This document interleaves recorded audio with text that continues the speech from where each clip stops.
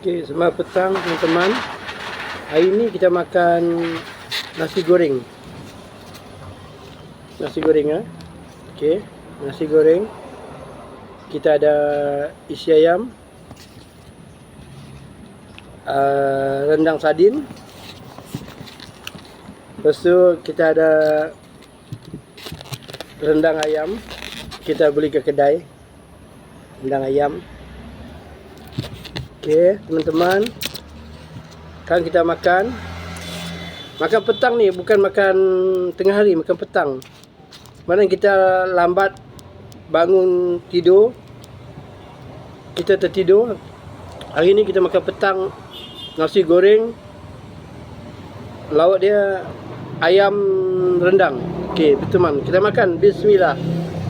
Kita jemput makan semua.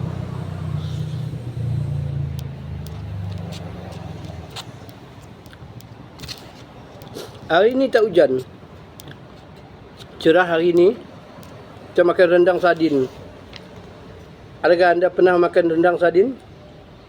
Jika anda tak pernah makan rendang sardin, tolong komen kalau tahu rendang sardin. Sekarang kita makan rendang ayam. Ini rendang ayam. Okey teman-teman, sekarang kita ambil ayam. Dan ambil rendang sikit. Okey, dan nasi goreng. Okey, jemput makan teman-teman. Bismillah.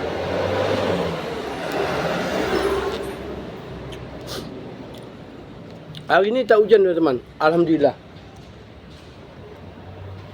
Tak hujan. Kita makan teman-teman. Jemput makan semua. Selamat petang penonton-penonton YouTube. Dan selamat menjamu selera. Sila makan. Bismillah.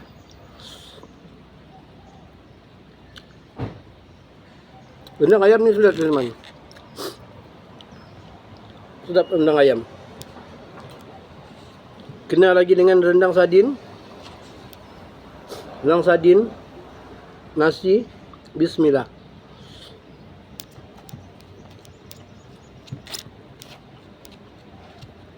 Rasa baik teman-teman. Panas.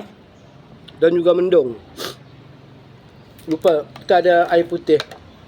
Air mineral water.